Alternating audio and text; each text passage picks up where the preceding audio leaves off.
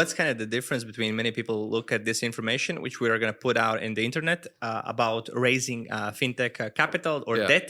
Uh, Many people look at the USA because the most content is from USA.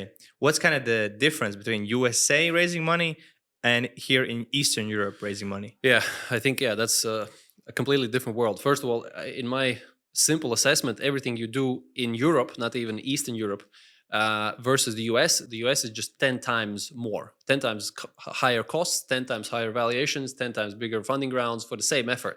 Like For the same effort. for the same effort. So that's why I'm saying it's 10x. And that relates specifically to fundraising, distinctly, because obviously fundraising culture in the US is far more well developed one, but it's just more vision based. It's more aggressive. It's more risk taking than compared to Europe. If you go to Silicon Valley, you can have an idea and some maybe inception of the idea, some minimum viable basic product, and you can raise a couple of million fairly easily, probably in a couple of weeks, in a month or 2 months, if you're actively doing that and you've built infrastructure. In Eastern Europe, investors will say, come back when you have a real business. When you have proven revenue, then they will say, okay, come back when you have like profitability.